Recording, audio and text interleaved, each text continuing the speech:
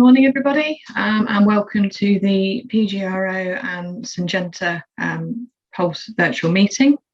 My name's Rebecca Stilton, and I will be chairing and facilitating this meeting this morning, hoping to keep us to time and chairing the questions that you're hopefully going to ask us.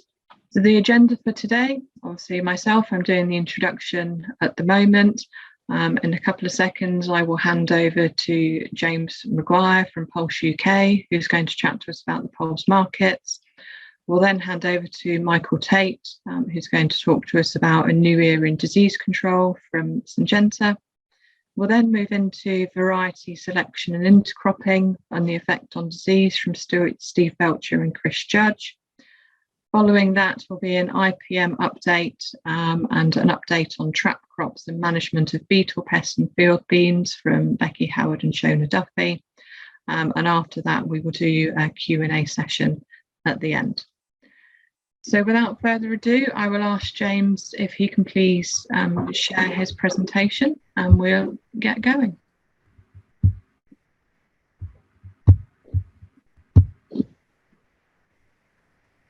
Good morning. Thank you, James. Thank you, Rebecca. So good morning to you all. Thank you for tuning in and thank you for the opportunity to talk today from PGRO and Syngenta. So I want to talk to you really at a sort of high level about the markets. We're going to look at old crop in terms of sort of the peas and the beans and look forward to what we feel are sort of the prospects going further forward for the new crop. Just a little bit before I get into that, I just want to just introduce Pulses UK. We've got a nice platform here to do so. So who are we? What do we do? Well, Pulses UK, we're a volunteer trade association. We're made up basically of industry stakeholders. So anybody within the pea and bean industries within the UK, whether you're an importer, an exporter, a merchant, a seed house, a breeder, whether you're doing micronizing, you know, in terms of the whole supply chain, fumigation companies even, we have everybody in the supply chain that are involved in these crops. So we have a very vast bank of knowledge, you know, and what I would say is, you know, if you ever need to reach out, if you're growing peas, if you have questions about them, please reach out to us. Our aims are pretty simple. I mean, they're on screen now. You know, we want to increase the production of UK grown pulses. We spend our time liaising with government, policymakers, obviously a fairly big task at the moment with the subsidy schemes being sort of redrawn up and obviously carbon markets coming sort of to the forefront. And basically, we want to make sure that, you know, you as growers are aware of just the advantages of growing pulses. So, as I say, it's a volunteer association, but we'd all be very, very happy to hear from you. And you can reach out on our website, which is Pulses UK. So now quickly into the markets. So I'm going to spend time looking today just at the beans and the peas. As I say, it's going to be at quite a high level. If you have questions, though, please put them in the chat function. So just really in terms of supply, I just want to stick a graph on here. You can see the red line is showing the UK area. And, you know, we've had a steady uplift in beans of late. UK beans, you're looking at probably 35 to 40% of the crop being grown in the winter and the rest being grown in the spring. That winter area is relatively static. And, you know, it's probably the spring area that tends to go up and down. In terms of what we sort of do with them, you know, there's a sort of growing export market, which we'll come on to on the next slide. But effectively, you know, if they're good and if they're human consumption, we're aiming to get that into North Africa. And in terms of feed, we are starting to see sort of demand into Southern Europe. Domestically, if you're growing feed beans, you know, they're being used in ruminant and pig rations. You know, in terms of poultry, even we could even get beans into that ration at a lower rate. It's about 50-50 inclusion. And one of the sort of jewels in the UK market is the aquaculture market, which is up into sort of Scotland for the salmon markets.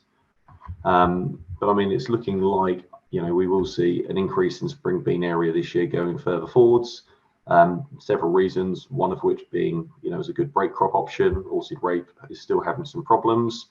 And also because of the cost of nitrogen. You know, the advantages of peas and beans is that they're legumes, you know, we don't put manufactured nitrogen on them. So, you know, there's a big cost saving that can be made there. In terms of just looking at the markets, let's look back at old crop to see where we've come from. Pretty good yields this year in the UK. You know, yields on beans were about 4 tons, which, you know, is good. You know, we've seen lower yields on other sort of spring crops this year. About 30% of the crop made human consumption. So again, that's really quite good. And that gives us about 700,000 tonnes in total, of which a lot of that will be leaving to go to North Africa. So main markets being Sudan, being Egypt, as you can see on the map here, and the lower quality within the Baltic states helped us quite a lot, and it's actually meant that demand, into Egypt has largely been fulfilled by us. So it's been a really, really good time, and we've seen some fairly good prices. If any of you are sitting on old crop beans at the moment that have got a bit of quality, I would speak to your local merchant. Markets are getting quite hard to find on that particular commodity at the moment, for the main reason that the Australian harvest has begun and they're now supplying North Africa. So if you've got a sample that you think is human consumption, I would speak sooner rather than later to your local merchants and get a sample to them to see what you've got. If you've got a feed market slightly more readily available at the moment, you're looking at about 260 ish delivered, but again, that's going to be dependent on your region. So do speak to your merchants and find out what you've got.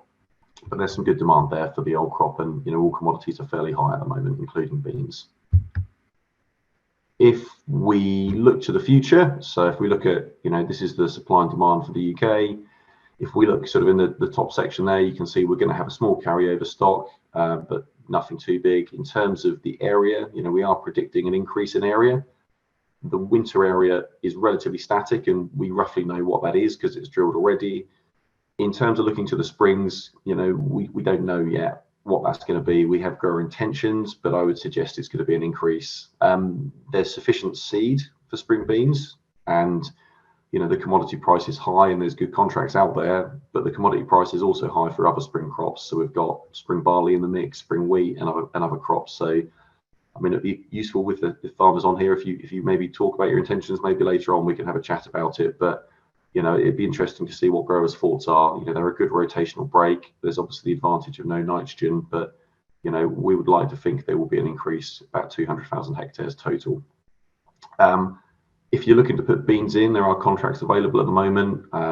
Traditional mechanism for spring bean contracts and for forward bean contracts is based around the wheat futures. So wheat futures are historically very high. You're looking at about a £30 premium for beans over the feed wheat futures. So again, really profitable looking crop for the spring. We're also citing an increase in demand for this coming harvest, and that's coming from the export markets. We're seeing a demand increase for feed, so that's going to be going to Southern Europe mainly, and we're also forecasting there'll be an increase in demand for the human consumption as well. So it is good if you're going to grow beans, make sure you do get a sample off next year to your merchants and, see if you can tap into these human consumption markets and obviously get a premium over that £30 feed price. Looking now to the pea markets, in the UK, you can see a similar sort of trend to the beans, the red line denoting the area. In terms of what we had this year on peas was, relatively, average yields. It's not been the ideal spring for peas, generally put in a bit later than beans perhaps, but, we did see an increase in tonnage from the UK. If you've still got old crop peas, definitely one to talk to your merchants about. If I run you through the market, you've got your green peas, so that's what most of you will probably be growing. There's some pretty good markets for those old crop. You're looking at probably around about 280x, depending on region and quality. If you have a yellow peas, I would say that's one that's going to be probably harder to find a market for. One, it's a fairly limited market anyway, and two, there hasn't been a trade for a long while. The last trade was about £300, but it was a long time ago. So if you're sitting on yellow peas, you're going to have to probably start your discussion sooner rather than later on those if you do wish to shift them. Looking to the maple peas, so this is what's this is what sort of maybe considered pigeon food for some, and there are some sort of niche premium jobs for them. It's about 350 is probably the ballpark, but similar to the yellows, there aren't a lot of people that are going to want them. You're going to have to start to have a chat soon to your local merchants. And in terms of Marifats, Marifats have been like gold dust this season. If you're still sitting on Marifats and you have some on farm, open market indications are probably in the mid 400s. Although they're in demand, they may well find that there's a bit more on the upside for those particular ones. So old crop wise, close to traded out. Speak to your local merchants if you've got some on farm. Looking forward to the spring and what we think will go in the ground, I've put on there some rough areas. So the biggest crop being the green peas or large blues. It's the same thing basically. Yellow peas about 6,000, and then maples and marrowfats 3,000 and 5,000 respectively. In terms of beans, peas, it's a similar message to the beans. There's good seed supply out there. To achieve those areas, we're going to have the sort of commodity price, gross margin sort of fight with probably spring barley. What a grower's going to want to do. Obviously, there's the advantage here of no legumes. There are some pretty good prices on the forward contracts as well.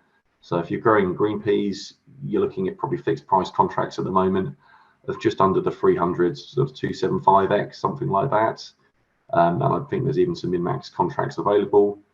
If we look to the yellows, slightly a niche market. It's the market that's basically fractionation and sort of protein extrusions, the growing market there, but it is slightly smaller.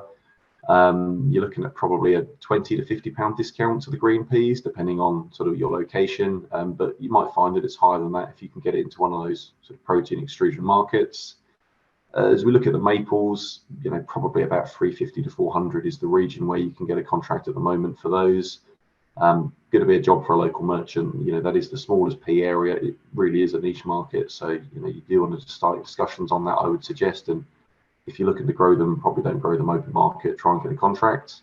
And then finally, marrowfat peas. So contracts available at the moment for that at around about £400. And they're on a 5% bleach clause. Pretty obtainable for good growers. And there are fallbacks on a sliding scale for that. I think my message for the forward contracts is basically on the peas. You're looking at small areas here. Even green peas being the biggest crop at only 30,000 hectares, there are niche crops.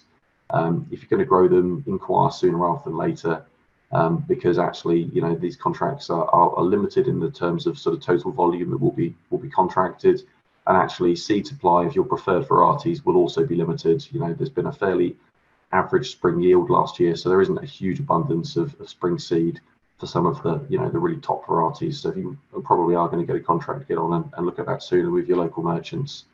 So that's a pretty high level overview of what the market's up to at the moment. Sort of offer the opportunity if you have any questions. It'd be great to hear them now. Thank you.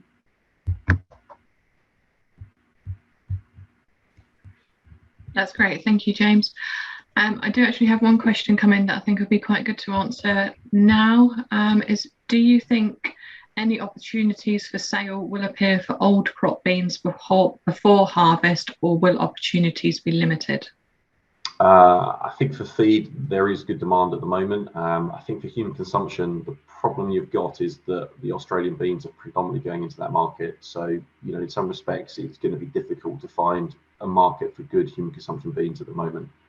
The Australian beans, are the preferred option as in terms of the Egyptians, and in terms of us doing a cargo to Egypt, we need to get to a certain volume, so it might be more difficult. It's a job for a local merchant. We do have, human consumption opportunity within the UK. It's just more limited. So I think if you're sitting on old crop beans, get the quality checked out and start having those discussions sooner rather than later. But it's going to be pretty difficult to, there's not going to be another cargo that goes. It's going to be a case of an internal human consumption job. So I would have conversations with your local merchant on those sooner rather than later. That's great. Thank you. Well, thank you, James. That was really interesting and some really positive messages around the prospects for peas going forward. So I'll now ask Michael if you can please share your presentation, and we'll talk about ELATUS era. Good morning, everybody. My name's Michael Tait. I'm the technical manager who in the last couple of years has been looking after ELATUS era and its development into field beans in particular. And this has actually been a very good and exciting project, and I'm going to hopefully enthuse you with this product going forward, because I think it is a very useful material for the industry to have. So a little bit of a reminder to start off with. I'm sure you're all very familiar with the two sort of key foliar diseases that can cause problems for growers of field beans. Chocolate spot, which we saw more of last year, It's very common in beans. Figures have indicated that you can get very high yield losses, up to 50%. And as I'm sure you're probably aware, it's much favoured by sort of cool and wet conditions, and often appears from sort of May onwards. By contrast, bean rust, much favoured by much warmer conditions, particularly hot days and humid nights, often sort of appearing from sort of June onwards and inflicting quite severe damage on bean crops, up to 70% yield loss. But we're in the position now of having a new product, ELATUS, which is very effective at controlling both of these pathogens in beans, and has additional use in things like linseed as well, and combining peas. I'll just say a few words towards the end of the talk about these other crops. So most of what I'm going to talk about is going to be to do with the field beans. You see here on the screen the recommendations with regard to use rate. So the use rate is 0.66 officially on the label across all of these crops, and there is only one treatment allowed on each crop. So that's an important consideration. So particularly for field beans, you'll be seeing that we're looking very much at using a sort of a programmed approach, which incorporates ELATUS and Amistar. Now, in terms of the claims that are upon the label, on field beans, you'll see there's two main claims: the rust that I've already mentioned and chocolate spot. In combining peas, the diseases that are on the label are ascochyta and also rust. Both of these are not so common in peas, and I shall mention later on how we've started looking at powdery mildew as an additional claim going forward. And on linseed, you've got two pathogens there, a septoria or mycosphaerella disease and a powdery mildew. So again, probably not many people will be growing that, but it's an added opportunity if you use the product. Important to note that the earliest time of application in pulses is growth stage 51. Now, I mentioned that in the last couple of years, I've been looking after sort of technical development and introduction. And in that period, we've tried to sort of establish a number of things relating more to UK conditions. Because as I'm sure you'll all be aware, a lot of development work these days is done across the entire of Europe. And it's not so, we don't get quite so much data in individual countries as one might like. So in the last few years, as well as the biological assessment dossier data that's been put together for the whole of Europe, we've tried to look in more detail at UK conditions and UK situation. And one of the questions which came up was how to position ELATUS and whether or not there were any benefits in using it earlier than the classic sort of T1, T2 timing. So particularly in the 2020 season, we looked at this, and we also looked at the effect of dose rate. The reason for that was that I suspected from a fairly early stage that whereas we needed very much the higher dose rate for chocolate spot, we probably had more flexibility if there was only rust as a problem in the crop. So this first data set, which comes from PGRO, let me just see if I can find my pointer here. Basically, you've got here, these treatments here are where we've looked at the earlier timing, a sort of a T1/2 followed by a T1.5, whereas the timing at the end here is where we've got a T1 and a T2 classic sort of timing. And you can see here the dose rates that we've tried. And you'll notice that in bean rust in particular, the dose rate in this particular trial is pretty flat. And we have seen that generally. So in terms of rust control, we think in many cases, you could get away with a 1/2 litre rather than 0.6. If you go below that, then I think you start to get onto slightly thinner ice. In this particular trial, all of the treatments yielded more than the untreated. So again, showing the benefit of using fungicidal treatments, particularly against rust in this particular trial. But we weren't able to separate statistically whether there was a particular benefit from one timing or another. In the same season, we had a trial up in Yorkshire at Grindle, on the variety wizard, and you can see here the different timings that we used. The early timing, the half timing, growth stage 51, the earliest that's actually allowed in the crop, and the more classic timing at 59 and 70, which is also included in the results. So here, in this particular data set, you can see the advantage against bean rust in going for that classic T1, T2 timing.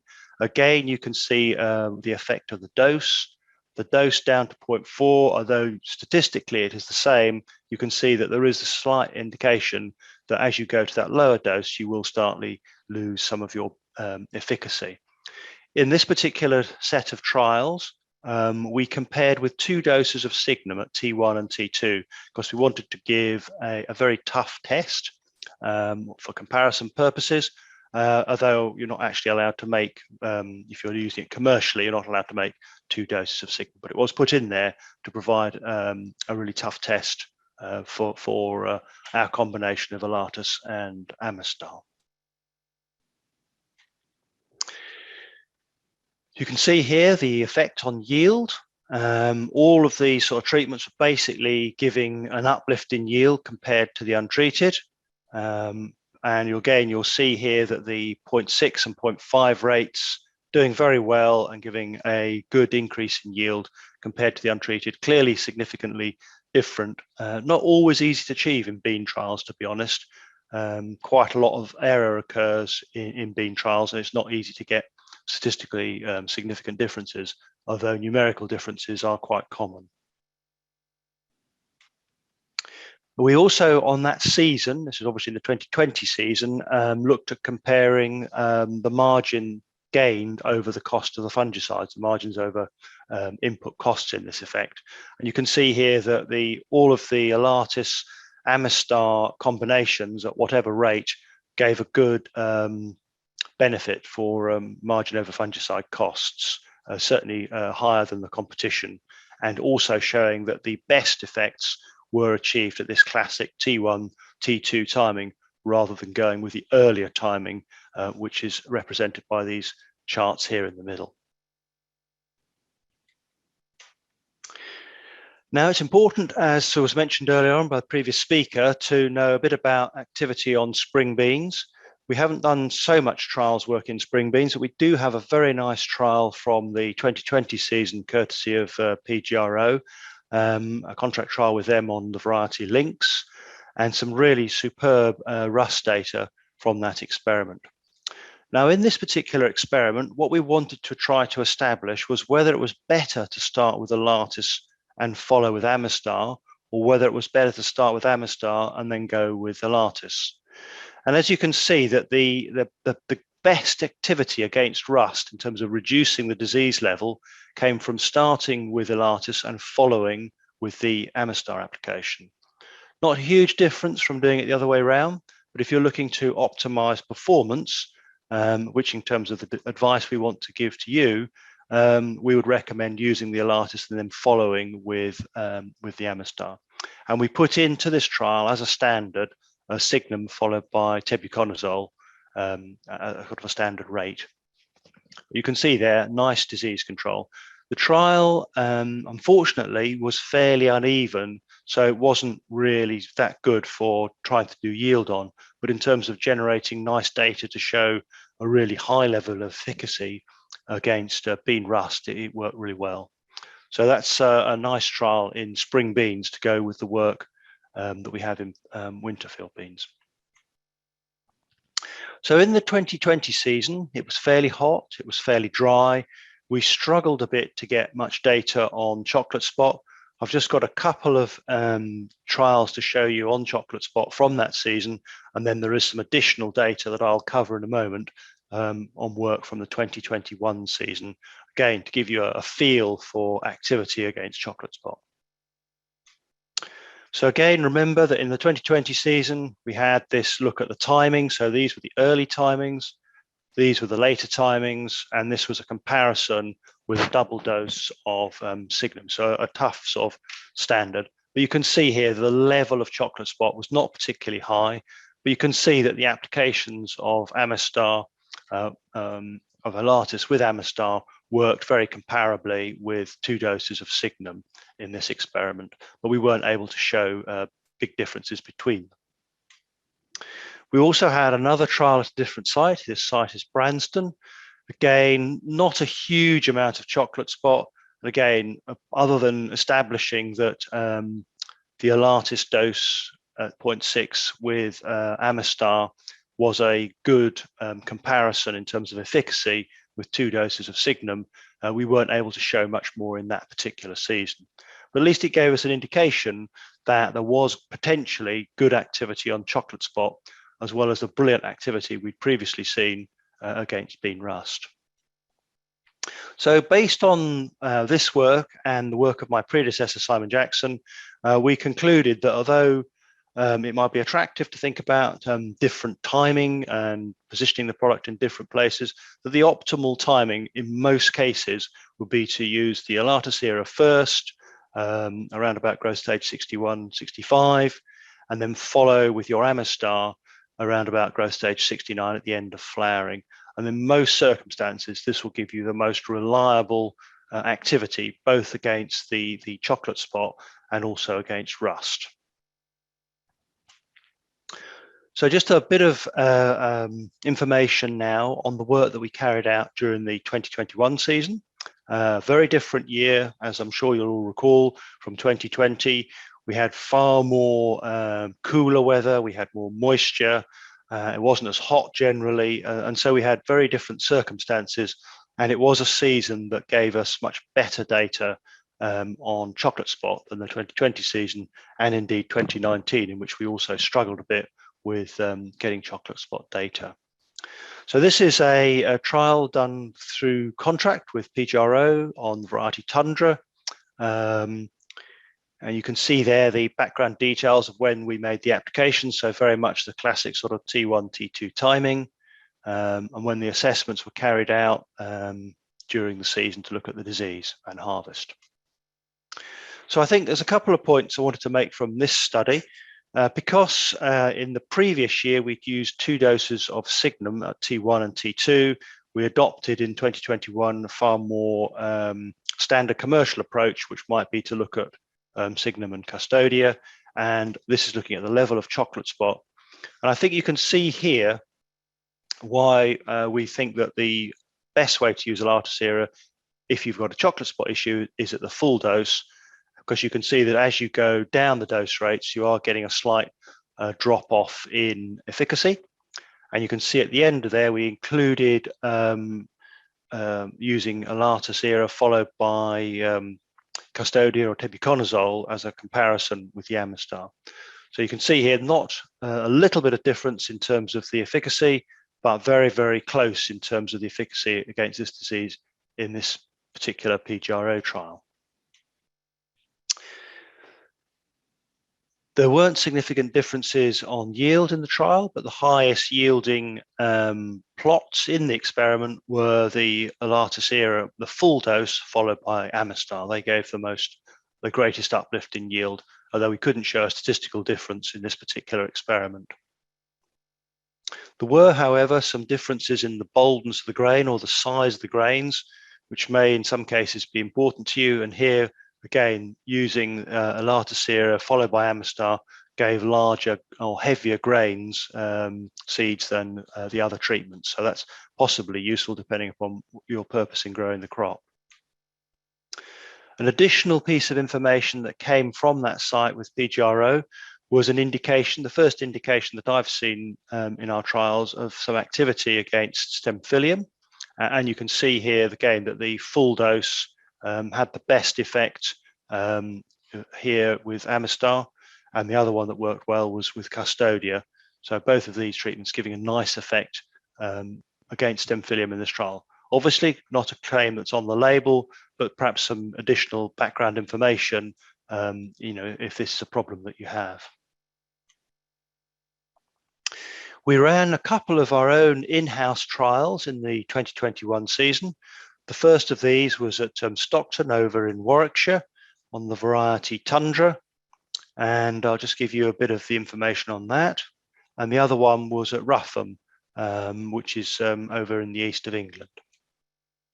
So here you can see again more data on chocolate spot, which I say in the previous years we've struggled a bit with. And here you can see that the best performing treatment was the ELATUS era at the 0.6 with the Amistar dose. And you can see there again the indications of a dose response. So as I said earlier on, if your problem is chocolate spot, best to stick at this end of the dose response rather than going down. If your main problem is rust, then you're probably going to be okay at the 0.5 rate.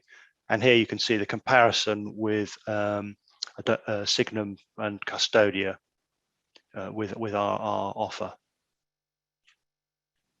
The other trial we had was at Rougham in Suffolk. And this was on one of our demonstration sites. Rougham is used to demonstrate a number of products, not only ELATUS, but other materials that are used in cereals and indeed other crops as well.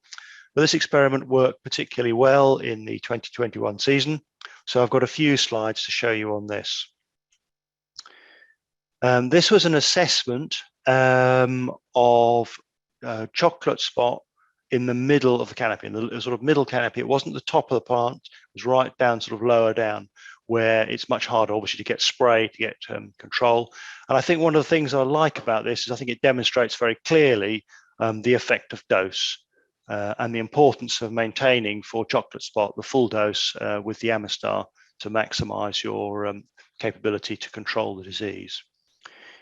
If you look then at the top of the canopy, which is obviously much easier target, then the dose becomes slightly less important, but you can again see indications of a dose response and indication that, again, the higher dose is more effective.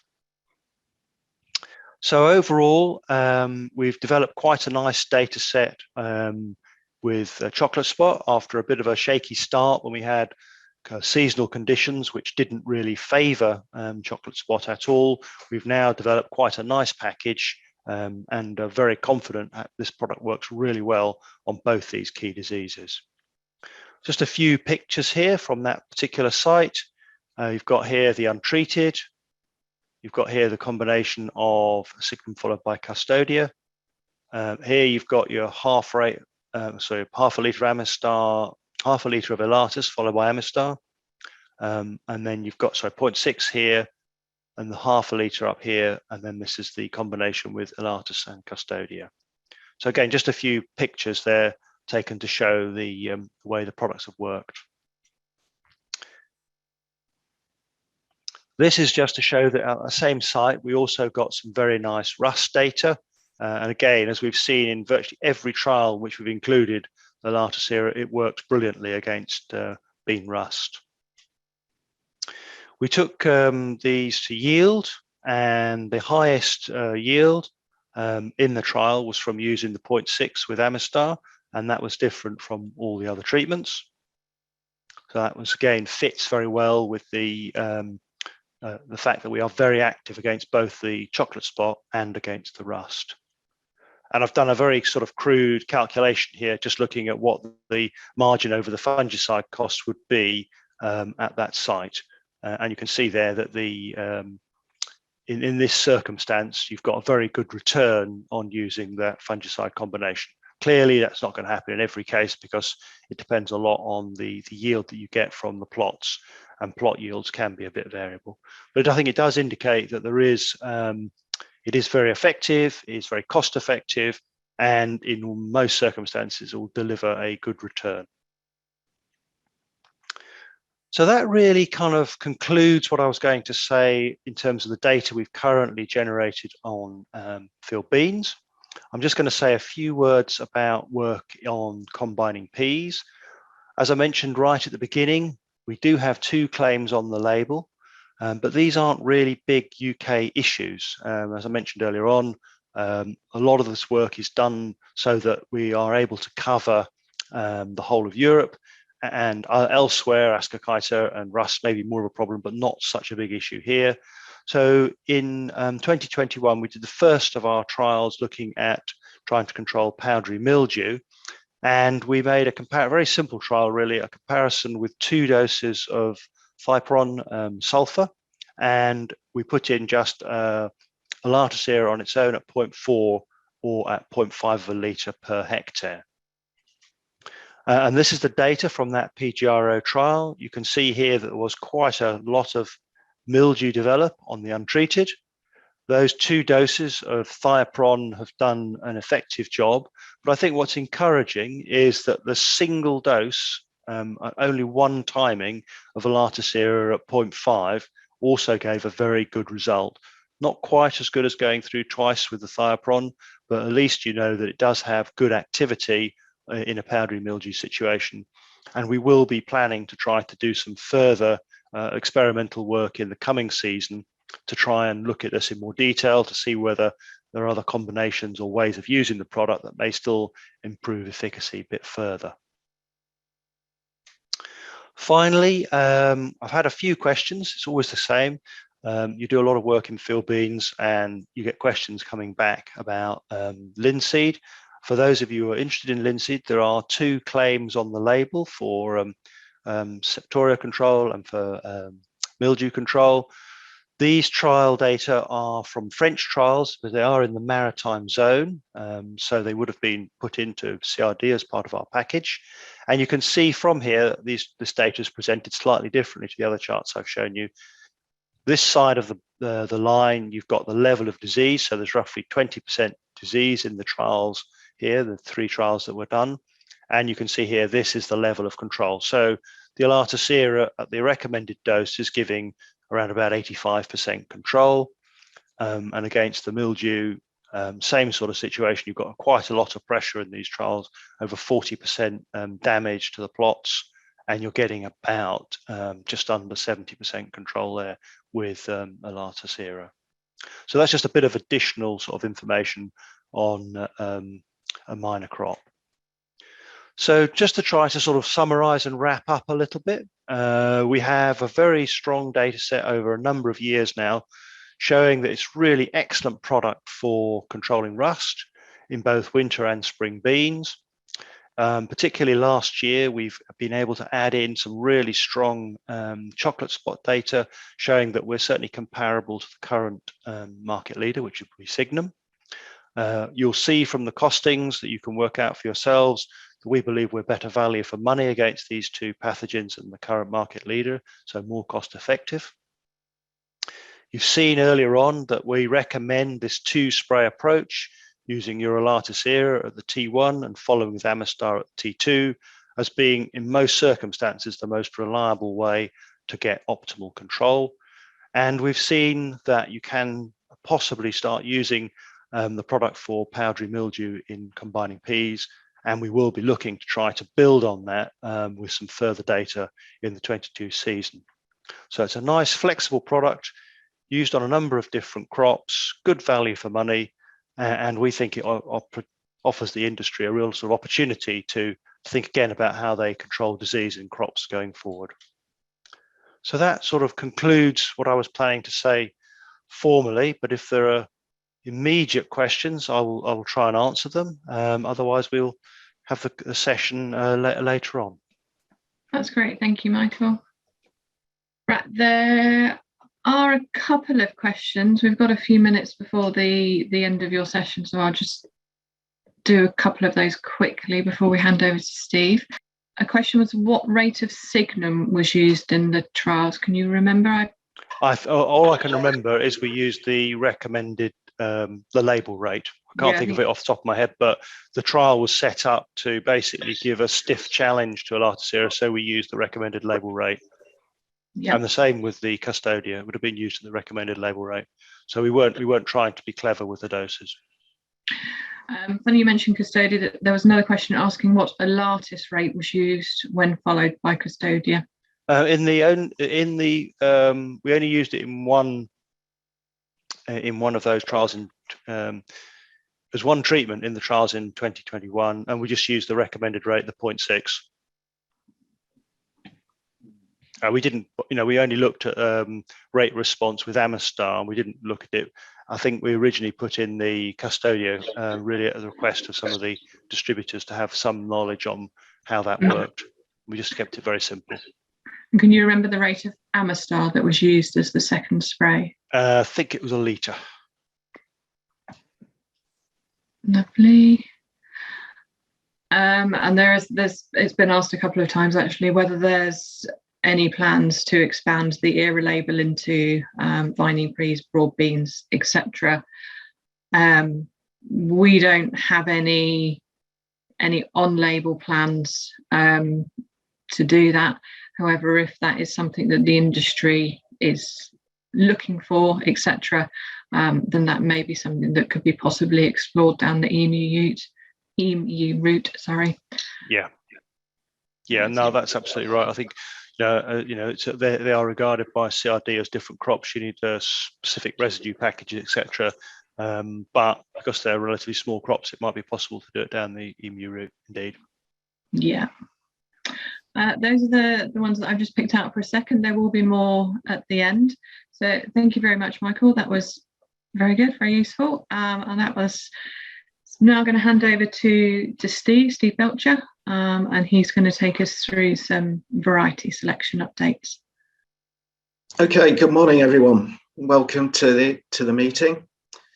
I'm going to give you an update today on pulse variety update. I have to apologise, my throat's a bit croaky this morning, so I've only got 10 minutes to talk, so hopefully we'll manage to get through that. Just an update on where the sites are located for 2022. You can see that they're mostly located down the eastern side of the country. Spring beans have the largest distribution of those, running from Northumberland through Yorkshire, over into Herefordshire, down into Dorset and over into Kent as well. So that's the distribution of the trial series that we have. Just looking at the winter beans to start with then, the blue bars on the graph are the yields and the black circles in this particular case is maturity. And the new variety for 2022 on the winter bean list is this variety here, Pantani. It's from LS Blunt breeding. While Pantani is lower yielding than most at only 93%, it has early maturity. So in my opinion, it should be compared to honey, which stands at 95%. Has particularly short straw, so it may be suited to the more fertile growing areas or wetter growing areas. I've already mentioned maturity, and it's of a similar maturity to honey. And in my view, where we've got a rating here of 7 for honey and Pantani, I think having seen the varieties myself, I think perhaps we should be classing those more towards an 8 in terms of earliness of maturity, with then Norton at a 7 and the rest of the varieties following on from behind of that.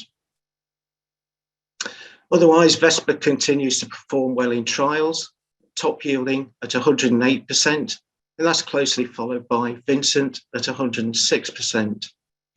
Now, end users will tell you that size matters, and often the bigger the better. And Vincent has the largest 1,000 seed weight of all the winter beans at a massive 804 grams. That's over 100 grams larger than any other winter bean on the descriptive list. Moving to spring beans here, and indeed for the P charts, the black circles represent resistance to downy mildew.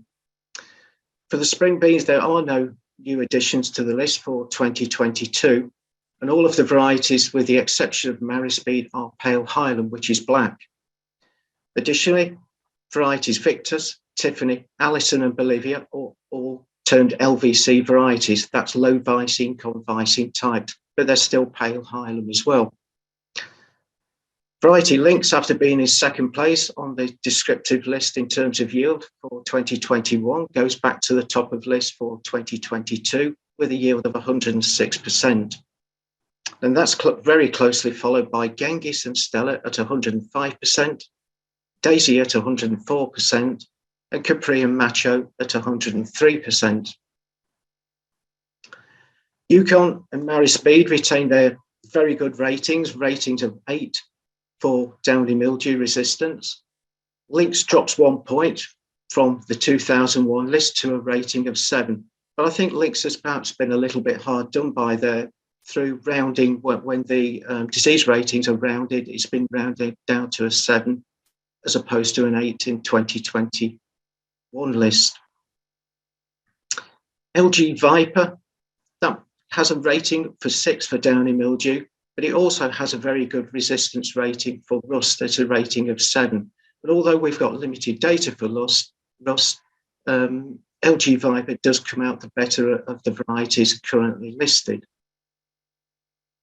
In terms of 1,000 seed weight, Macho has the highest 1,000 seed weight at 688 grams. LG Cartouche gives the highest levels of protein, and consistently the highest levels of protein at 29.1%. And variety Yukon, although it's lower yielding at 91%, it has the advantage of particularly early maturity, which for some growers, those growing in the north, in the borders, and into Scotland, I think the maturity advantage may outweigh the slight decrease in the yield that we're seeing from Yukon. Moving to combining peas, you'll see that there's an awful lot of varieties now listed on the variety list. But new for 2022, we've got 2 new varieties. The first one of those, which is highlighted in red, is Carrington. That's from LS Plant Breeding. And indeed, it comes onto the descriptive list with a yield of 117%, and that's the top yielding variety. Chameleon, which is a yellow seeded pea, Tait was top yielding in 2021, and that now has a yield of 115%. Alongside Chameleon, another yellow seeded variety new to the list for 2022 is Rivoli from Sonova. That has a lower yield potential at 103%, but it also has a downy mildew rating of 8, which is the best in that yellow group. And while we're talking of downy mildew, it's really good to see that we're now seeing all of these varieties here with a rating of 8 for downy mildew, and a number of varieties also with a rating of 7. It's particularly important because as of spring this year, you won't be able to use AC treatment on combining peas, and certainly no seed treatment to control, or fungicidal seed treatment to control downy mildew. So a word of caution there. In terms of downy mildew on marrowfat varieties, the marrowfat varieties here, most of them have a rating of 2. I think Sakura's perhaps a little bit hard done by there, again, because of rounding, but it does rate at 2. The marrowfat Akuma has a slightly higher rating of 4, but still relatively low compared to some of the yellow and the green seeded peas. There are some varieties also that have powdery mildew resistance, and the first one of those is variety Blue Man, and the second one here is LG Aviator.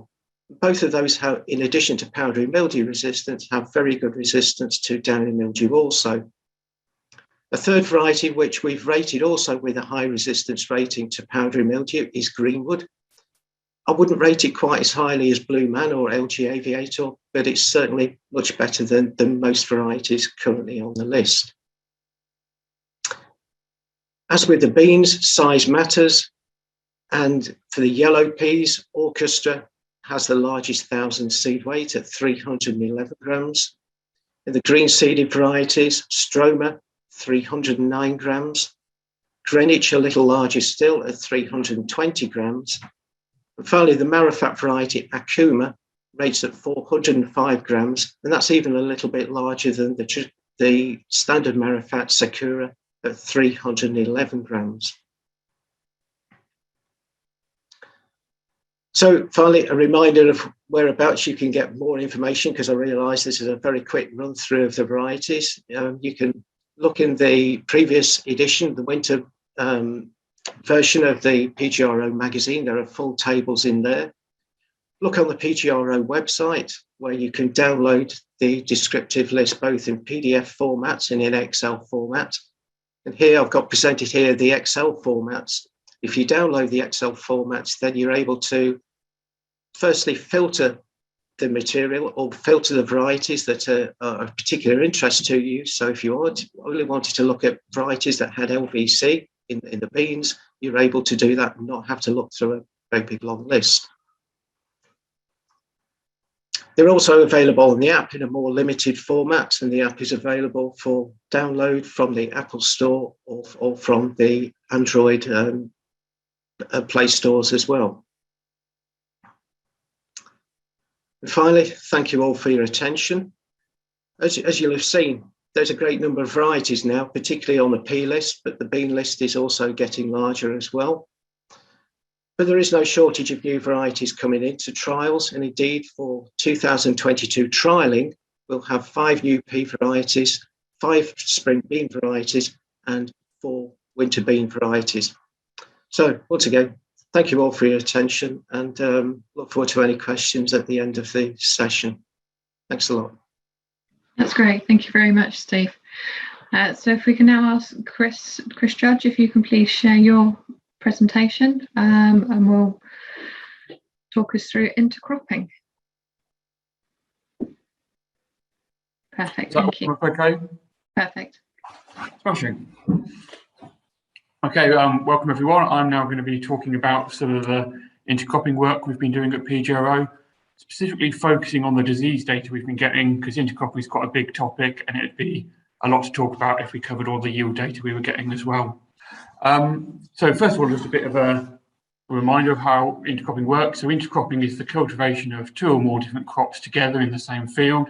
It's often thought of as just being a straightforward mix of 2 different crops all sown together, but you can also make it work in sort of strip trials and in multiple drillings in the same area to get the 2 crops growing together.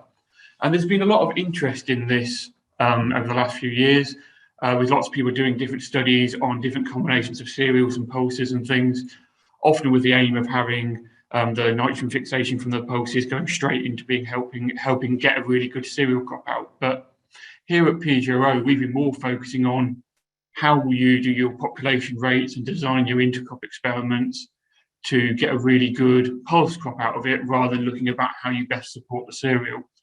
So we've been doing this for 4 years now, and the data we've got from 2018 through to 2021 has been showing really good results, which we've talked about in other talks and you can find in our magazine and on our website.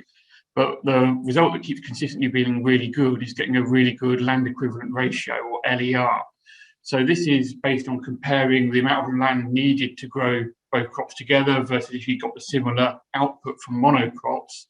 And we won't go into lots of detail on this now, but in general, for the last 4 years, all our intercrop trials show consistently really good LER results, whether in bean oat combinations, pea oat combinations, pea bean combinations.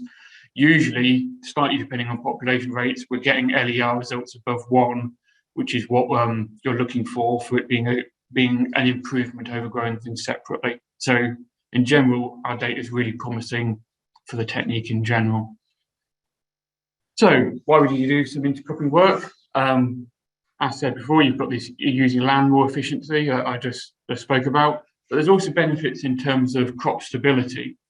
So what we found is that if you have a bad season for oats, for example, or a bad season for beans, if you're growing them together in the same space, you'll often compensate for each other and you won't have the same sort of crop losses that you might have had otherwise if a crop was hit particularly badly by the growing conditions that year.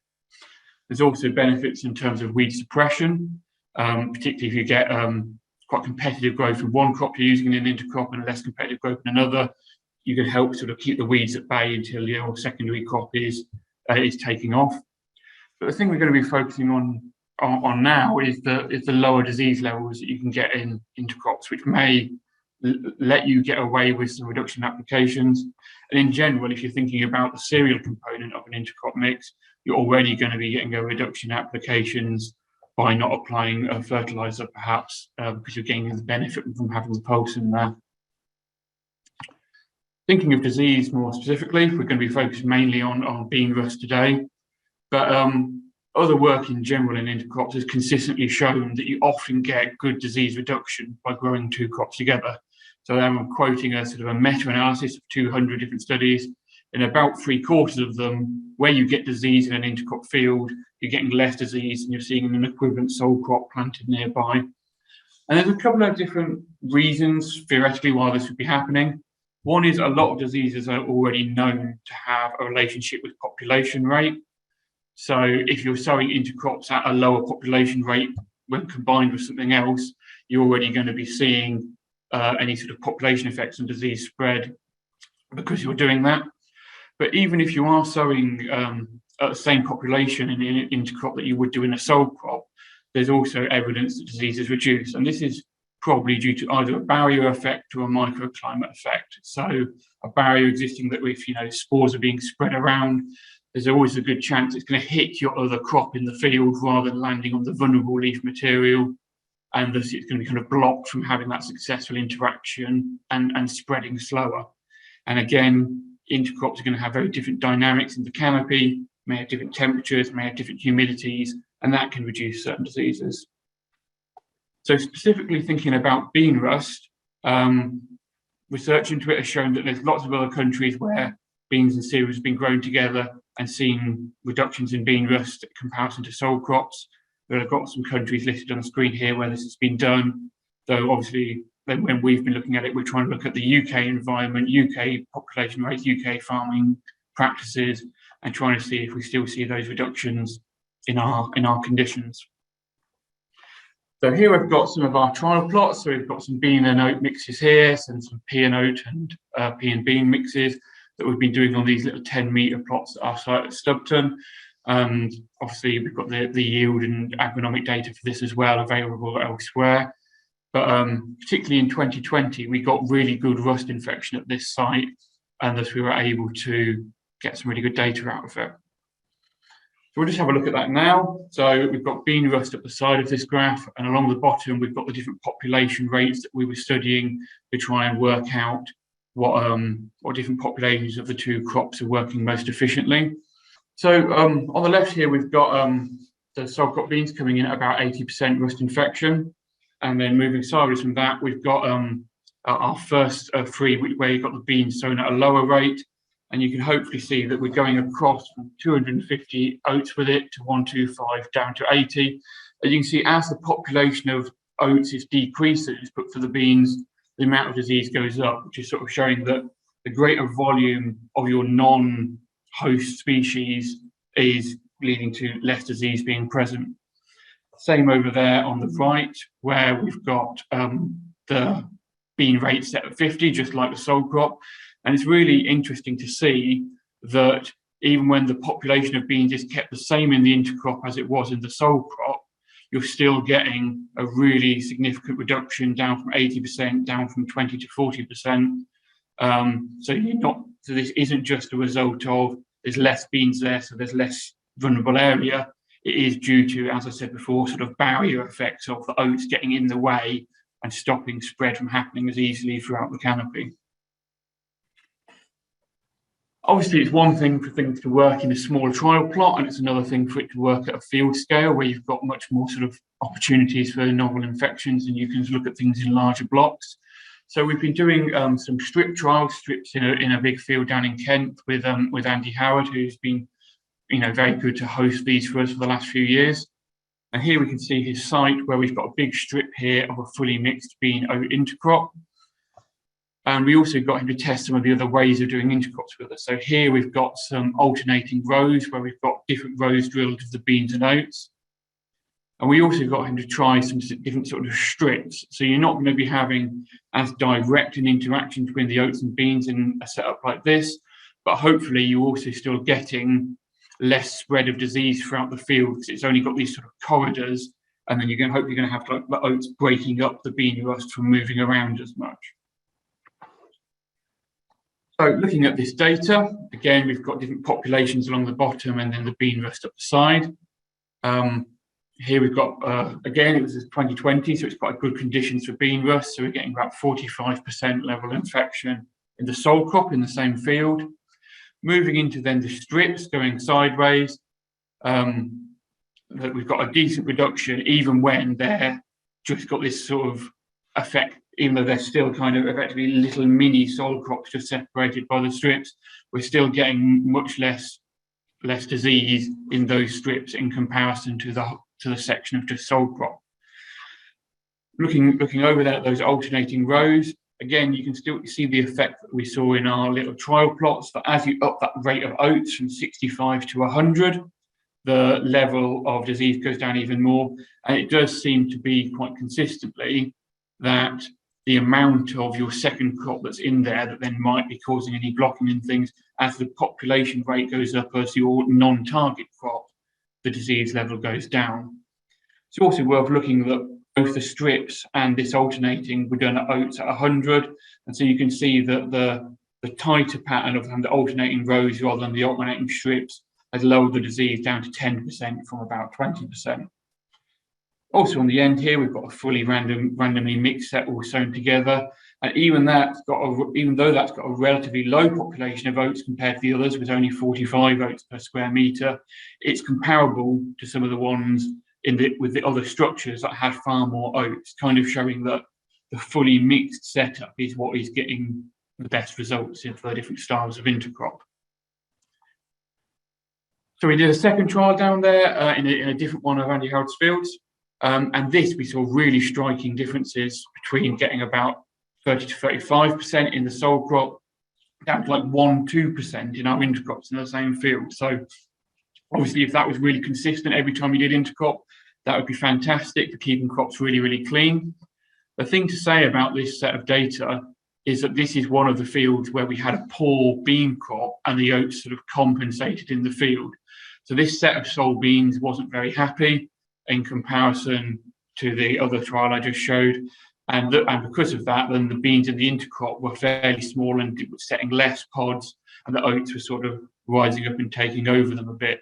And that kind of helps explain why then the spread between the beans was even lower, and the numbers here are quite so low. But it's a good indication of how this sort of compensation between different intercrops work.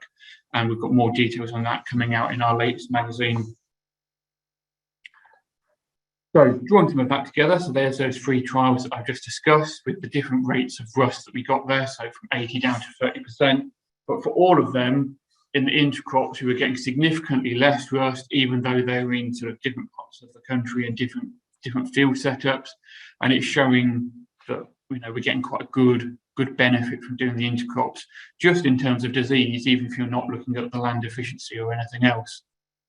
We've done this work again in 2021, but as Michael said earlier, it was less of a good year for rust testing. So in our trial plots, we've got a really low amount of disease, but that was the same between the sole crop and the intercrop. We didn't have 5% in the sole crop and 0 in the intercrop. But that makes a lot of sense to me, because your effect of lowering disease spread in the intercrop is always going to be based on successive rounds of spread, and it always being harder to spread. So if you only really have one initial set of primary infection that then just does a little bit, you're not having that successive population building up to give a chance for the different crop and canopy structure to start lowering spread.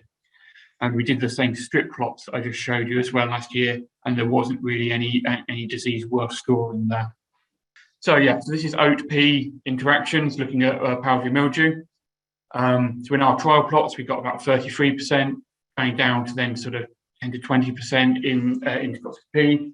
So less of a strong benefit compared to what we saw in those bean oats that I was just talking about, but it's still benefiting the cereal in the arrangement.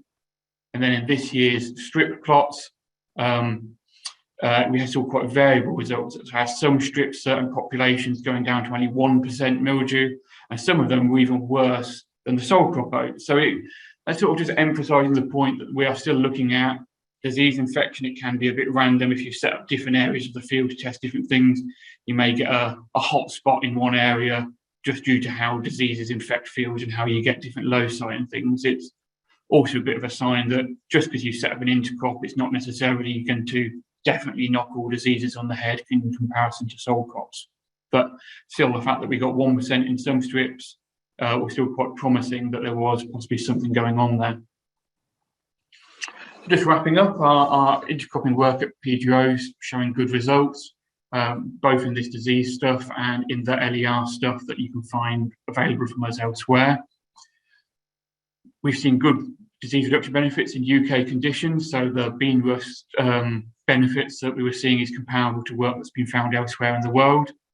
And quite notably, often in other experiments, you're seeing the benefit because they have lowered the population. And a lot of our work we are doing at sowing the same rate as we would usually, and then just doing it additively rather than splitting it up. And we're still seeing those benefits even when you're keeping the population high, which is really good because that also seems to be what works well efficiently for yield. Just to say, obviously, though, as we just saw with some of that oat powdery mildew work, the benefit isn't guaranteed to occur. You may grow an intercrop and the disease levels aren't completely knocked on the head. It's not like you're putting on a really strong fungicide. You're definitely going to see something really knocking it on the head, but it does seem to be fairly consistently when we've got high disease levels in a sole crop that the intercrop is usually doing a lot better, which is quite promising for the taking up of intercropping going ahead. Just want to say we've written quite a bit about that in our post-spring magazines. So there's this data I've been showing you was published last year in our magazine. This year we've got some data about resilience of different intercrops when one crop doesn't do as well. And then back in 2020, we discussed some of the yield and efficiency results that we've been getting out of this. I also want to say that if you think this work looks interesting and you want to try it in a field or try a little strip at the side of your field or something, please get in touch. We're looking for new farmers to run little tests and little trials of this so that we can try and get some data from different parts of the UK and on different farming systems. So do get in touch with somebody at PGRO if you think that you would like to try a bit of this. And that's my talk, and I'll pass back over to Rebecca. That's great. Thank you very much, Chris. So pushing on through the agenda, if I can now ask Becky's there, to share your update on IPM, please. Brilliant, thank you. Okay, good morning, everybody. Thanks, Rebecca. I'm going to talk today to give you an update on IPM. So following on really from the talk last year to a certain extent, and I will be talking specifically today about pest management. But as you can tell really from the previous talks, the work that we do at PGRO and with Syngenta obviously covers a broad range of techniques that we use to manage crops. So it is an integrated crop management approach at PGRO as well, and that includes some of the monitoring work that we do, the variety work looking at disease management, the intercropping obviously that Chris has been working on, as well as trap cropping, which Shona will talk about in a few minutes when I'm done. So we're broadly looking at crop management, and I'll focus on the pests. And I'm going to start today with a pest that I haven't talked about really for a very long time, I suppose, certainly not to this group anyway.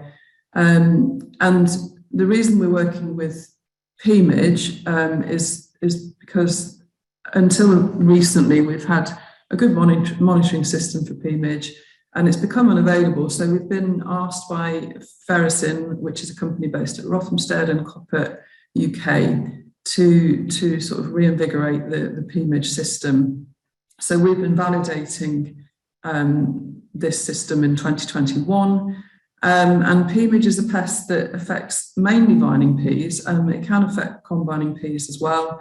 And it's a slightly later emerging pest. So we're thinking, end of May, beginning of June.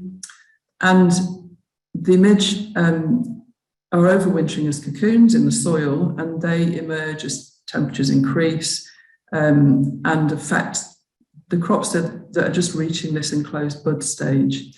They lay their eggs in the enclosed buds, and the larvae feed inside the buds. So they can cause quite significant damage in vining peas, as they're more determinate than combining peas, and most of the flowers are setting at the same time.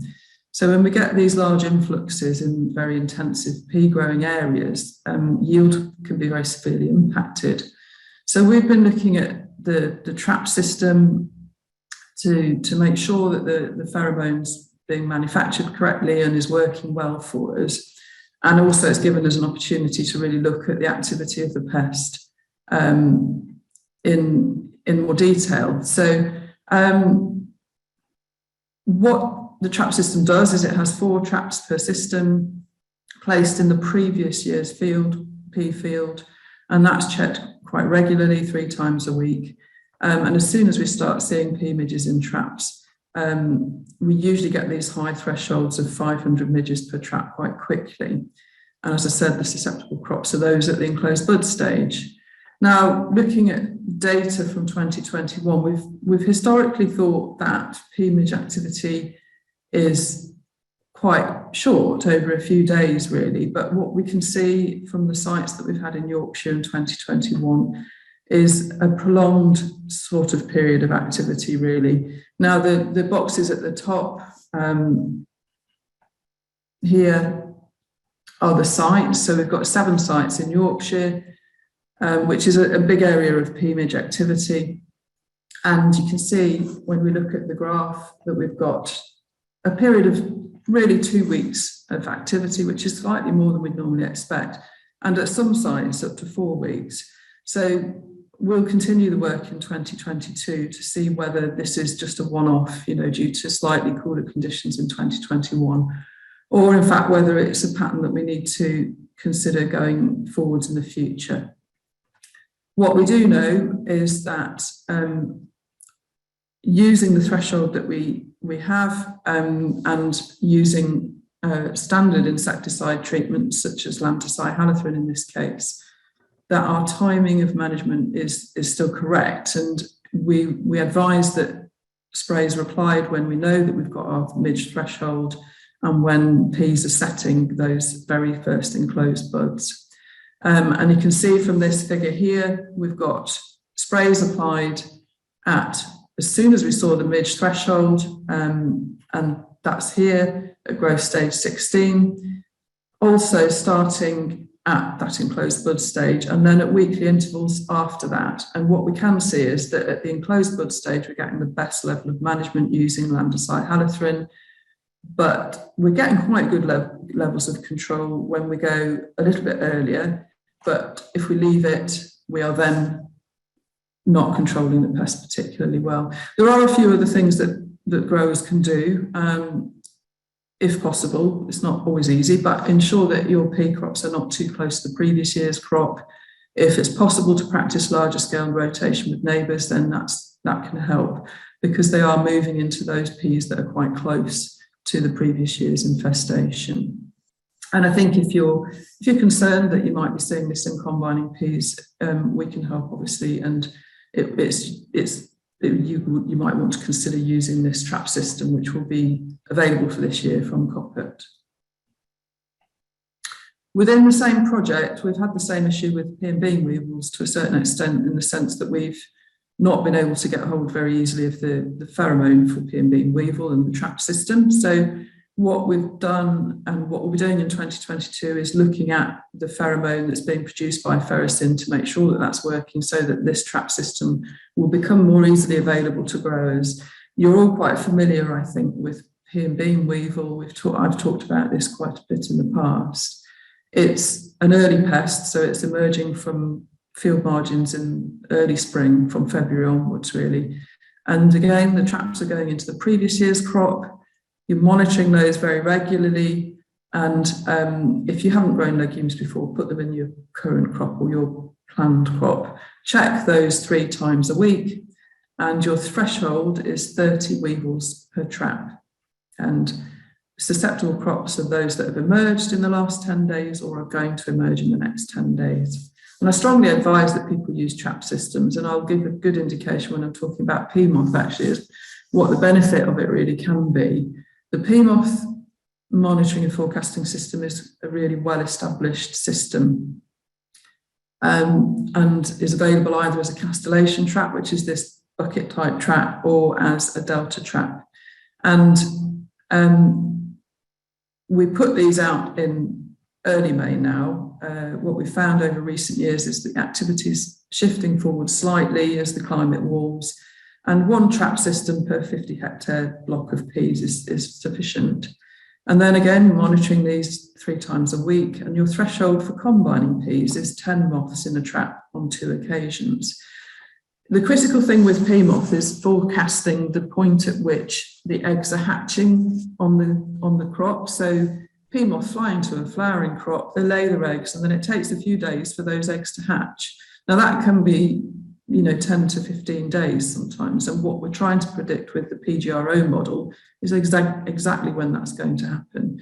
So when you reach your threshold in traps, you go to the PGRO website, or you can call me and we can give you an exact spray date, which is usually 10 to 15 days after you've reached this. Now, the importance of monitoring is really sort of illustrated quite well from the moth data that we've collected over the last couple of years. And what you can see on these two figures, if we look at site 1, which is the blue lines in each of the 2 years, this was the same farm, based reasonably close to PGRO, and activity started in 2020, quite early actually, in the middle of May, and was very high, at very high levels quite early on. But that same farm, and only really 2 fields away from that farm, in 2021, we're seeing very low levels of activity, and really 2 to 3 weeks later than we saw in 2020. So I think that illustrates really the importance of monitoring, because we don't have an overview at PGRO of what's happening in all areas of the country in terms of moth activity. So on your farm, the timing and actually the level of activity can change quite significantly from year to year. And below your threshold, we wouldn't advise spraying anyway. We've also been looking at an automatic camera trap with Mythos and Pestle to see whether this might help us actually with pea moth. Monitoring traps can be, quite labour intensive at busy times of year. So we thought, well, we'll try the automatic camera trap, see how we get on with pea moth. We've tried it for 1 or 2 other pests as well. And it takes a photo as often as you want it to, really. So you upload the software, and at PGRO, we're running the software through our Met station at Stubton. So our Met station software, and it's an add-on to that. And it consists of a pole that you dig into the ground, and then the plastic frame of the trap hangs from that pole. And then it just takes a photo every day. So when you use this on your laptop or your computer, it identifies the pest for you. So it has a sort of machine learning aspect to it. Once it's trained to recognise the pest that you're trying to identify, it then picks those out and it counts them and tells you how many you've got each day. So what this means actually is you don't need to check the traps physically as often, because you can also get this software onto your phone, so you can see on your phone very easily how many insects that you've got. So we found that we were only really needing to go and visit this site every 10 to 14 days to change the sticky card when it was full. So really, really useful, and it might be helpful for people where you're covering large areas and you want to, you don't want to have to check traps quite so often. The last topic really is aphid monitoring. We've always recommended using the aphid bulletin data that is collected via the insect survey at Rothamsted, and it is a really helpful tool for all growers, actually, not just for legume crops, because it identifies first flight activity of all aphids in the UK. So I use it quite a lot to help me determine when aphids are moving earlier in the season, compare that to drilling dates so that you can see whether your biggest risk is going to be virus infection or, in fact, the later feeding problems that we have in crops. We're mainly concerned really with the pea aphid, which is our principal vector of viruses, and black bean aphid, which can vector some viruses. We have Mysis persica in the back of our minds, but this tool is really helpful for us to help identify what the risks are. We've also been, alongside that, looking at a survey in the UK of viruses that infect pea crops. And the map to the right on this figure shows you the sites that we've looked at over the 2 years, 2019 and 2020. We do 20 sites each year, and it's the first proper survey really that's been done for over 40 years. So we're finding new things, which I'll talk about in a minute, but it's also sort of reinforcing some of the things that we already know. We're trying to get as good a spread of pea sites as we can, and we are continuing this work in 2022. And we're working with FERA. So PGRO is sampling the pea crops using a grid pattern in the field. We send those samples to FERA, who test them for us and identify the viruses. And then at some of the sites, we're leaving an area untreated, in which we can then compare yield in the untreated area to the standard treatment that the growers are using. It's funded by AHDB and DEFRA, and it's been really useful actually in identifying some things that we weren't necessarily expecting. So once FERA receive the samples, they are doing high throughput sequencing to identify the candidate viruses, and then following up with the real-time PCR to quantify how much of the virus is in the crop.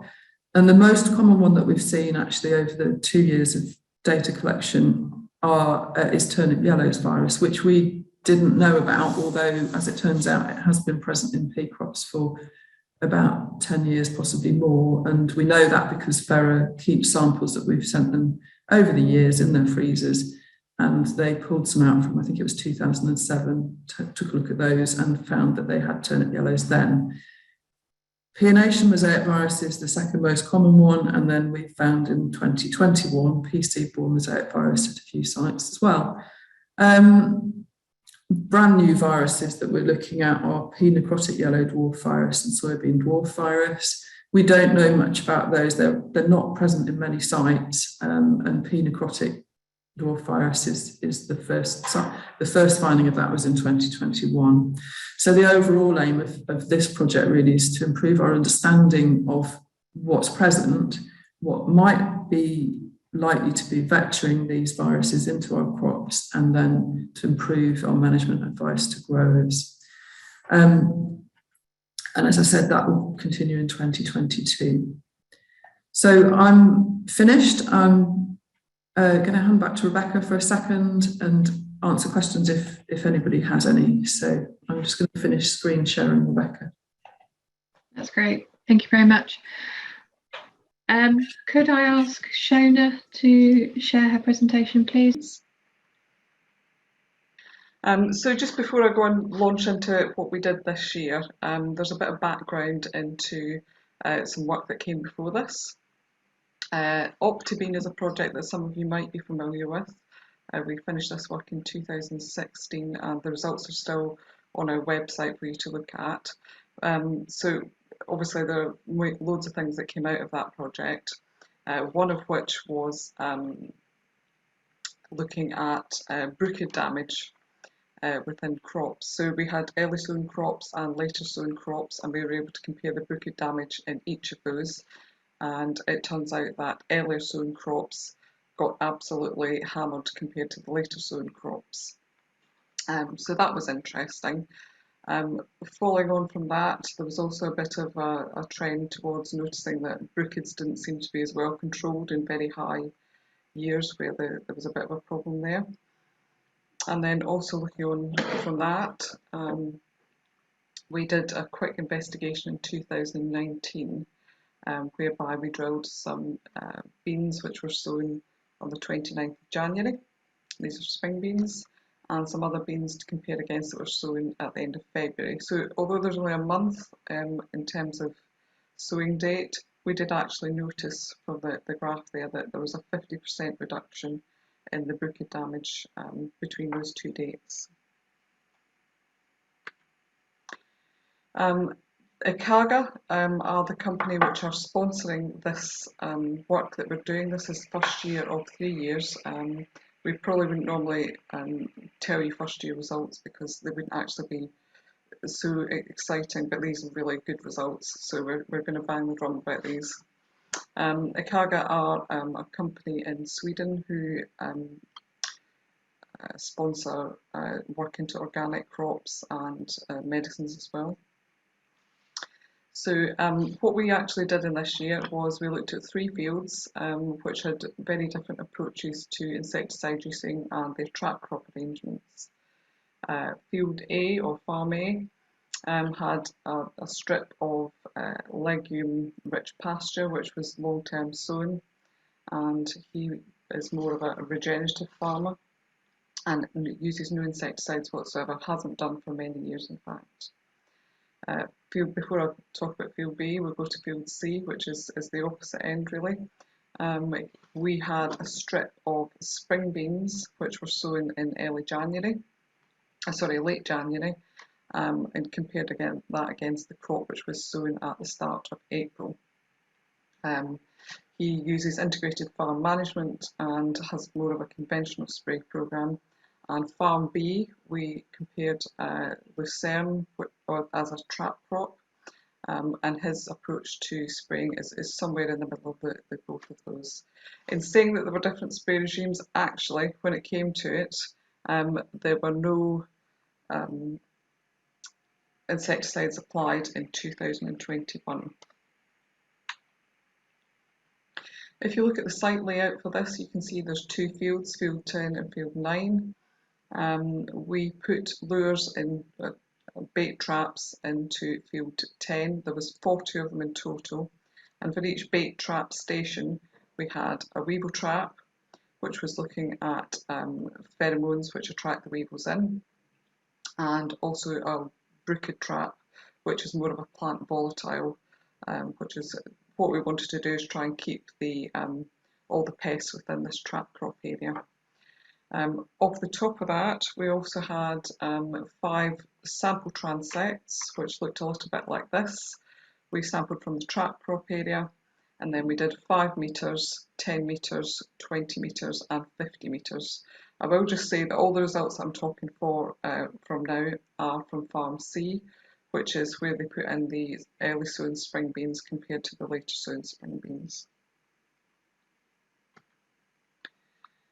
Measurements, we looked at two types of things really. We looked at pest damage and biodiversity monitoring, which is one of the things that ICAGA is quite keen on us monitoring. The pest damage itself, we looked at establishment counts from the point of view of tying it into yield and Bruchid damage. We looked at weevil notching on a couple of different occasions, which gives us an indication of weevil damage. We also had weevil emergence traps, and that would be looking at the next generation of weevils which come out much later on in the season and then over winter. And we also looked at Bruchid damage, which was on the crop after it had been harvested. Biodiversity monitoring, we had pitfall traps, which is where you dig a little hole in the ground and leave a cup there with some sort of fluid to collect the beasts.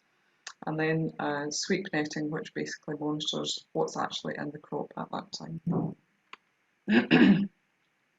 I don't particularly want you to look at the figures on here. You can, but there's a lot going on here. This is a heat map, which is basically showing where the main damage is. So the darker the figure, the darker the colour within the square, basically means there's a lot more damage. This is looking at weevils, and you can see the damage within the trap crop is much higher than in the rest of the field. Particularly in field 10 where we had the lures, there's much greater damage, and it seems to almost spread out within the crop as well. We looked at this statistically, and this is just for field 10 where we had the lures, and this is the weevil notches for plant. You can see that for each of the treatments that we had, so this was like the A is the trap crop, and then 5, 10, 20 and so on, away from the trap crop, they are all significantly different from each other, particularly in the later weevil assessment that we did. We also looked at Bruchids in the same way. This is a slightly more confusing, busy slide, shall we say. So I summarised it for you. There was no real difference between whether the crop had lures in it or didn't have lures in it in this case, although it was for the weevils. But for the Bruchids, you can definitely see that the trap crop is significantly higher damage than the rest of the field if we look at the averages there. We also looked at biodiversity. We made a comment really that the biodiversity is not really linked to the trap crop as such, but is linked to the farming system or the landscape.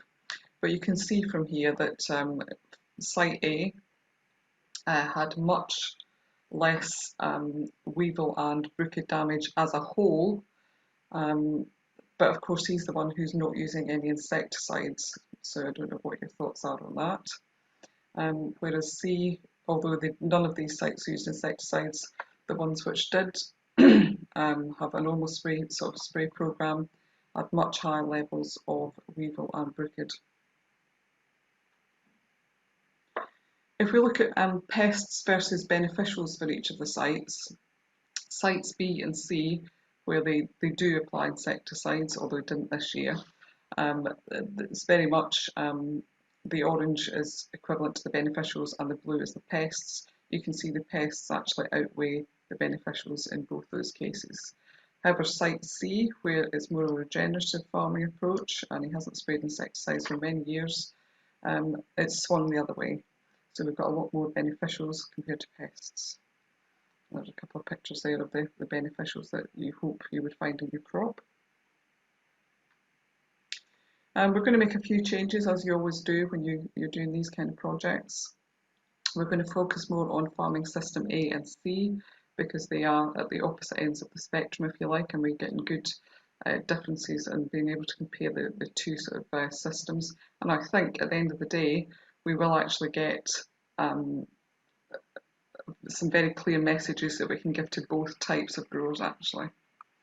We're going to target more and look at aphid and disease assessments. So there wasn't really many aphids or diseases within the crop on this particular last year, but there hopefully will be in coming years so that we can get some good data on that.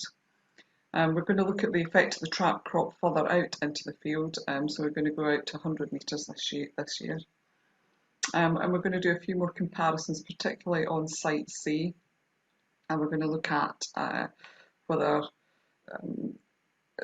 you need the trap crop there or what the difference is to if you don't have a trap crop at all. We're going to look at all those scenarios and also look at selective spraying.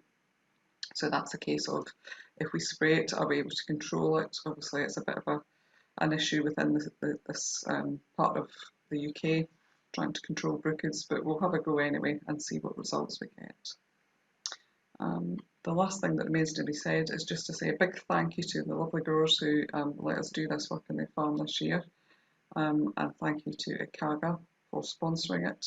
And if you need any more information, you want to come back to us for anything at all, please get in touch at PGRO through the usual channels. Thank you very much. Thanks, Rebecca. That's great, thank you, Shona. If I could ask you to stop sharing your presentation, please, Shona, and if all of the panelists could please turn their cameras back on. Oh, great. Hang on. And then we'll start answering some questions. Have I stopped sharing? You have, thank you. Fab. Right, so we'll go through these. I'll try and remember who was talking at the time that these questions came in, or direct them, but this one came in your presentation, James. So it was asking what was your optimism behind the increase in export HC bean sales next year? Partly on the back of a slightly smaller Australian crop, but also increasing demand in North Africa for the human consumption product. So looking where we are on the world markets, you know, the UK will probably be the main source of beans in there. So we're in a good position because of Australia's smaller crop. Excellent. It's more of a general question. I'm not sure who's best placed to answer this. It's more about how much nitrogen can a crop of beans save? Do we have any ideas? Has any work been done? Do we know? Might I pick that one up, Rebecca? Of course, it depends how you view saving of nitrogen. If you're growing beans instead of something else, then it saves 100% of whatever you would have put on the other crop. Beans fix nitrogen for their own purposes, and depending on the environment, the soil, the location, the year, they'll fix varying amounts, and up to 390 kilos per hectare has actually been recorded. Of course, then there's offtake, and depending on how big your bean crop is, will depend on how much is left behind as a residue. So there isn't a seriously accurate answer to that question, but a commonly accepted norm is around 60 to 70 kilos per hectare.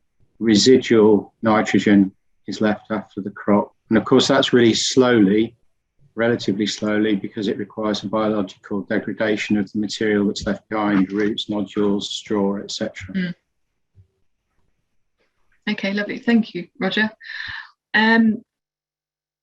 There might be a question directed in your direction, James. Has there been any progress made on replacing soya with UK grown beans into the vegan food market? Yes and no. I mean, the sort of emerging markets for the vegan food is probably half of the businesses doing it probably think soya is the ideal product, and half of them probably think it's probably yellow peas. So there's sort of like a disconnect at the moment. We're having conversations with the stakeholders in these industries. It depends, I think, what crop is going to basically become textured in such a way that those sort of meat replacements sort of prefer it. At the moment, half of the processors would argue yellow peas have the structure required, and the other half are working with soya. So I think this is where breeding and genetics is hopefully going to pick up the slack. So, you know, to sort of have sort of protein, you know, manufactured protein that's similar to meat, we need to improve the structure. You know, the ideas of sort of putting hemp and bamboo fiber in it is a short-term fix, which is what they're doing with both soya and peas at the moment. So I think genetically, you know, there are sort of projects to change the structure of the peas for those markets. And actually, I think whichever one goes first will probably be the one that takes it. It may well be soya. It could be soya even. You know, soya's got the amino acid profile that, you know, is what we want basically as well. So from a cropping point of view, I can see why we don't want soya coming into the UK, and obviously the environmental issues with it. But from a point of view of the end market, soya does do quite a good job. So, and I would assume they've been working with it longer as well. Yeah. So they're more experienced. Yeah. Tricky. Michael, so Pulse UK are using an average of 3.57 tonnes a hectare for next year's bean harvest. What agronomy is behind getting the kind of 6-7 tonne control yields in the Yorkshire trials? That's I think a question that's quite tricky to answer. Obviously, if James is using an average, then that includes really bad bits of field as well as really good bits of field, and averages are very dangerous in that sense. Small plot trials are obviously, well, they tend to be on quite a good bit of ground to start off with, and then you're probably harvesting with a plot combine, which is a slightly different prospect than harvesting a whole field. So I suspect it comes down more to those sort of issues rather than anything special with regard to agronomy, because I don't think we do anything special with regard to agronomy. It tends to be that the field in which the trial is done, you know, apart from the fungicide element or the test element, it tends to have the same treatments as the rest of the field. So it gets oversprayed, yeah. Yeah, I don't think there's any superb agronomy. I think it's just the particular location and an artifact of doing, you know, small plot trials as opposed to an average over, you know, thousands and thousands of hectares. Thank you for giving that a go. Another one for you. For winter beans, when using ELATUS for chocolate spot, would the optimum timing depend on the amount of chocolate spot that is present in the base of the canopy, and whether the weather at that time is dry or rainy, i.e. good to spread more chocolate spot around? Yeah, I think ultimately timing will depend upon what's happening with the disease. I mean, the difficulty from a manufacturer's point of view is that we like to be able to give some advice that, you know, a whole range of growers, from those who are perhaps not, you know, so technically adroit as to those who are. And obviously, if you've got the ability to maybe adjust a bit according to the conditions, then it may be that you could look at a bit earlier. But it's difficult for us to give specific advice on that. We have to give some advice that's robust and is going to give a good result in the vast majority of cases. And I think that's what we try to do. There could be an advantage in slight variation from that, depending upon the disease. If you've the competence to sort of judge that. Yeah. Apologies for my spaniel interjecting, but was there any reason why Amistar was not looked at on its own in the trials? Well, the trials we set out with the premise of trying to give robust, reliable advice, and we know that Amistar on its own is going to struggle a bit. So we were looking at combining Amistar, which is a relatively low cost treatment these days, although that may be less true this coming season, with the new technology, which you can only use once anyway. It was trying to find how to fit those together, because a lot of times people will need a 2-spray approach in order to get a really good result. So yeah, that was why I was behind it, really. Yeah. Good. That's more of a comment. I guess a question generally for PGRO. The pulse area in Scotland is now increasing. And are there any plans to have any trial work carried out in that region so it's more relevant to those growers? Do you have any plans to do any work in Scotland in the coming seasons? Pick that one up, Rebecca. In the past, we have worked with SAC over many years doing trials in Scotland, and that was both for variety evaluations and other agronomic evaluations as well. More recently, we've been working with the James Hutton Institute as well over the last couple of years, and can see that going on for the future as well. Just great. With the virus work that we're doing, we are doing that in Scotland as well. So we do, as Steve said, we try as hard as possible to get into Scotland, but and not to forget, actually, for growers that are growing in Scotland, the advisory service that we offer is available to everybody. So you can call us or you can email us, and we will give you information based on your own conditions. So that's good. Thank you for that reminder, Becky. Steve, one back to you.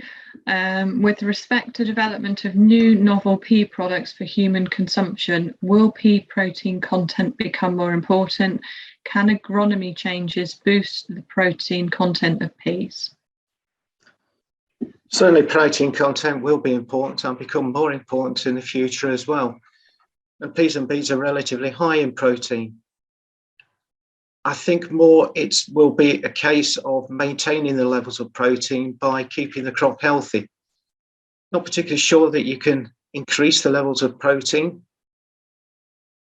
over and above what you would expect, but keeping a crop healthy, it will be the key thing. What we found over years, though, is that there is more year-to-year variation, i.e. a seasonal effect on protein content, rather than there being any particular varietal influence on that. There is some varietal influence, and there are type influence as well, particularly within the peas, where the marifats generally have a slightly higher protein, but there's also a relationship between the yield of a particular crop and the level of protein in there. It's an inverse relationship, so generally the lower yield in the variety, the higher the protein, but it will become important. More important. That's great. Thank you, Steve. Chris, this came in while you were presenting. Rust isn't the major disease in the UK. Have you got any results for chocolate spot and mildew? I know you did present some mildew results. I mean, effectively, we've only been able to measure diseases that our trials have got. Rust is obviously fairly important as a disease, but we've not had chocolate spot in our trials, or we would have been recording that as well. Obviously, it's more prevalent in certain winter bean areas and things, and we've been mainly doing spring bean intercrops.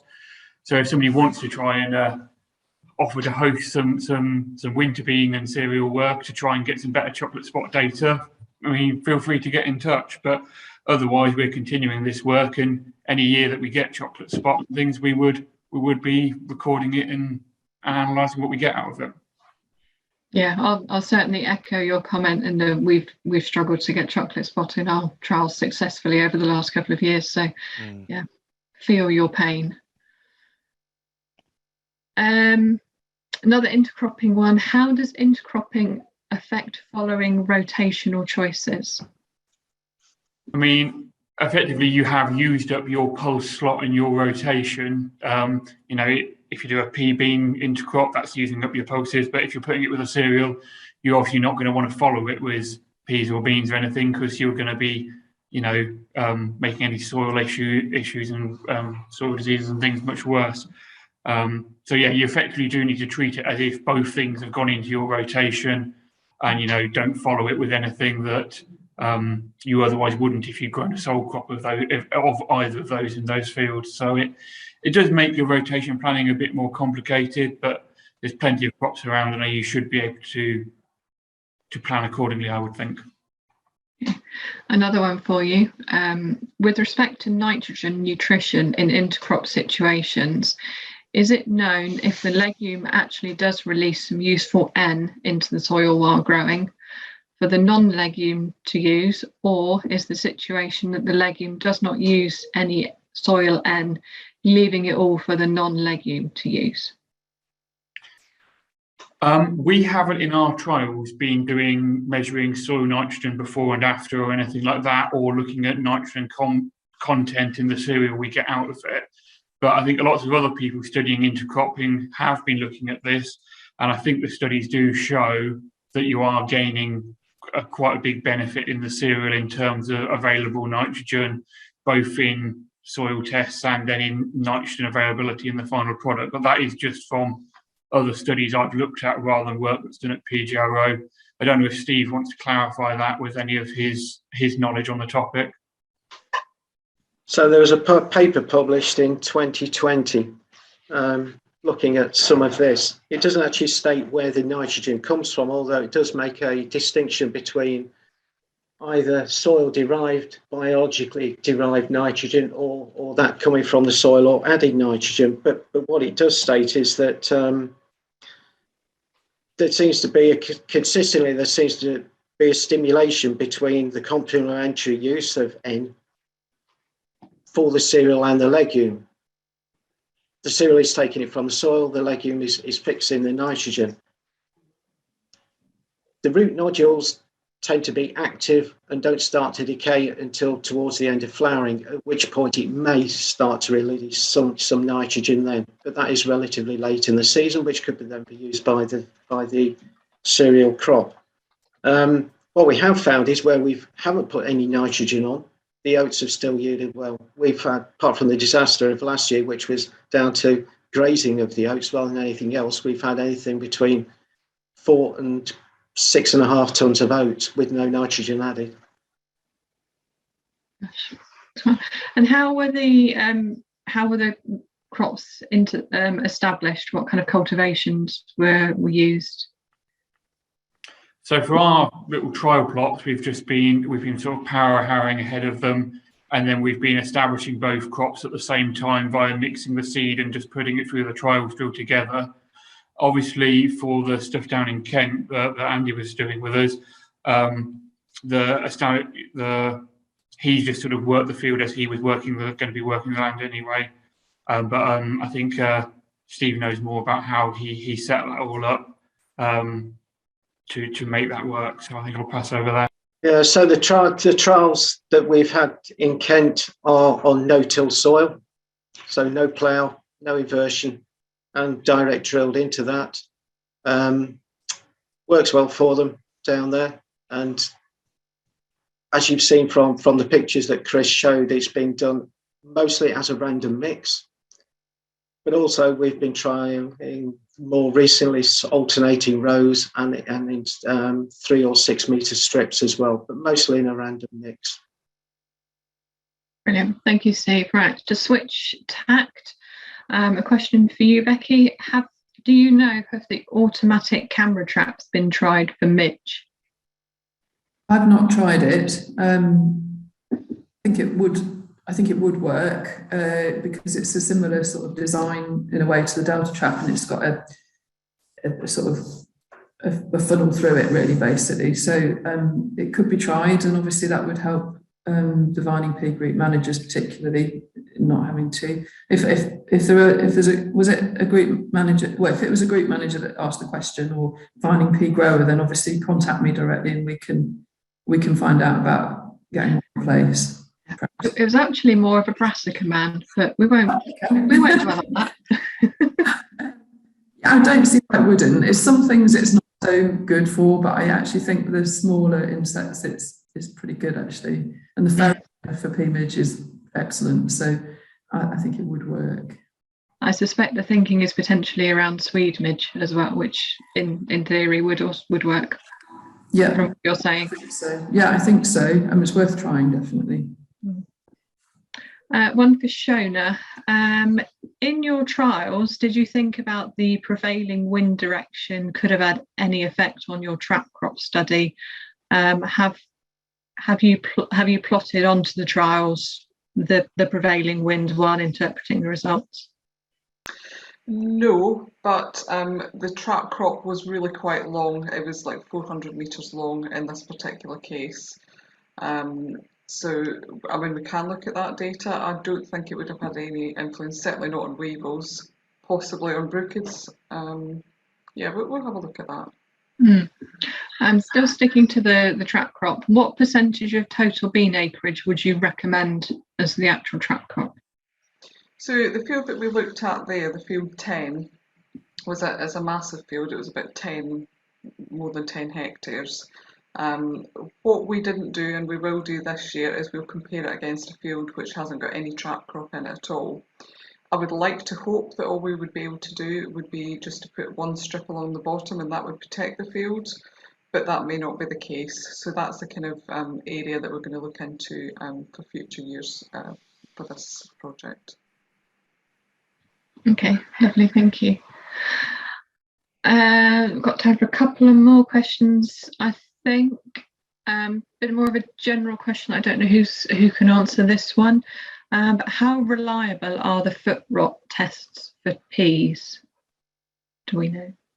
I can answer that if you like.